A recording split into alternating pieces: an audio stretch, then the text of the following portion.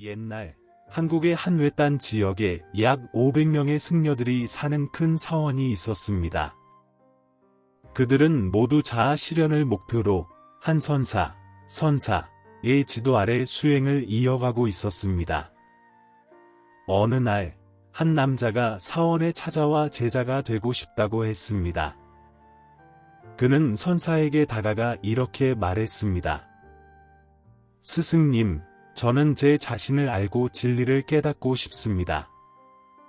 선사는 그를 깊이 바라보며 답했습니다. 내가 진정으로 진리를 깨닫고 싶다면 평생을 바쳐야 할지도 모른다. 여러 해가 걸리거나 어쩌면 평생이 걸릴 수도 있다. 그리고 그 생애 안에 진리를 깨달을 수 있다는 보장도 없다. 그래도 각오가 되어 있는가? 남자는 주저없이 대답했습니다. 스승님, 저는 여기 물러나지 않으려고 왔습니다. 필요한 모든 것을 감당할 준비가 되어 있습니다. 이 대답을 듣고 스승은 그에게 단순하지만 힘든 과제를 주었습니다.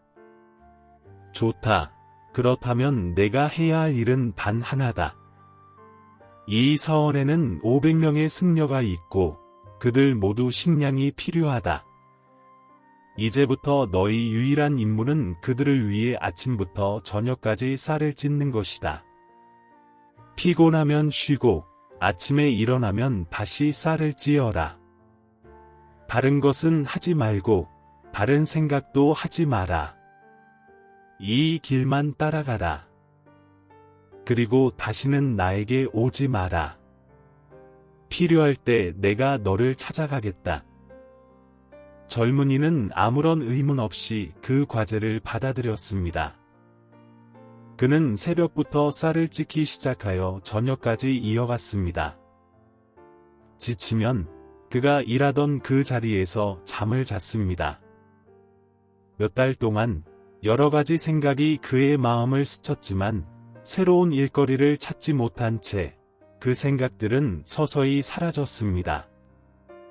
시간이 흐르면서 생각의 흐름이 점점 줄어들었고 몇 년 후 젊은이는 자기 이름조차 잊어버렸습니다. 그는 완전히 침묵 속에 빠져 자기 일에 집중하며 명상이나 경전 공부 없이도 몰입했습니다. 사원의 다른 제자들은 그를 하찮고 자기들보다 훨씬 낮은 존재로 여겼습니다. 그러나 12년의 끊임없는 헌신 끝에 스승은 사원에서의 시간이 다가오고 있으며 자신이 떠난 후 후계자를 선택해야 한다고 발표했습니다. 그는 자아 실현을 이룬 제자들이 자신의 경험을 표현한 몇 줄을 자신의 방문 근처에 적어놓기를 요청했습니다. 여러 제자가 그 기회를 고려했습니다. 경전에 해박하기로 알려진 한 고참 제자가 이렇게 적었습니다. 마음은 생각과 욕망의 먼지가 쌓이는 거울과 같다. 그 먼지를 닦아내는 것이 명상이다. 먼지가 제거되고 마음의 거울이 맑아지면 구원이 이루어진다. 사원의 모든 사람은 그가 다음 스승이 될 것이라고 믿었습니다. 그러나 다음 날 아침, 스승은 이 글을 보고 화를 냈습니다. 누가 이 쓸데없는 소리를 내 벽에 적었느냐? 가장 오래된 제자는 지혜롭게 글을 썼지만 자아 실현을 이루었는지 확신하지 못했기 때문에 자신의 이름을 쓰지 않았습니다. 스승은 그의 말을 완전히 거부했고 모두가 놀랐습니다. 그동안 두 제자가 쌀을 찢고 있던 젊은이를 지나가며 그 사건을 비웃었습니다. 그들의 대화를 듣고 젊은이는 부드럽게 미소를 지었습니다. 제자들은 궁금해하며 왜 그가 웃었는지 물었습니다. 그는 대답했습니다. 스승님이 옳았기 때문에 웃었습니다. 그 모든 말은 쓸모없었습니다. 충격을 받은 제자들은 그가 더 나은 무언가를 쓸 수 있는지 물었습니다. 정식 교육을 받지 못한 젊은이는 글을 쓸 줄 모른다고 대답했지만 자신이 몇 마디를 말할 수 있다면 그들이 대신 써줄 수 있다고 했습니다. 제자들은 동의했고 그렇게 했습니다. 젊은이는 다음과 같이 말했습니다. 마음은 단지 환상일 뿐이다. 마음도 마음의 거울도 없다. 그리고 마음이 존재하지 않을 때 어디에 먼지가 쌓이겠는가? 이 사실을 아는 자가 진리를 깨달았다. 스승이 이 말을 읽고 한밤중에 일어나 아직 잠들어 있던 젊은이에게 갔습니다. 그를 깨우고 말했습니다. 이것을 가져라. 내 지팡이와 내 옷을. 오늘부터 너는 나의 후계자다. 그러나 즉시 이 사원을 떠나 멀리 가라. 여기 있는 많은 이들이 너보다 우월하다고 생각하며 그들이 깨달음을 얻지 못한 반면에 단순한 쌀 찢는 제자가 깨달음을 얻었다는 사실을 견디지 못할 것이다. 어디를 가든지 사람들이 너를 찾을 것이다.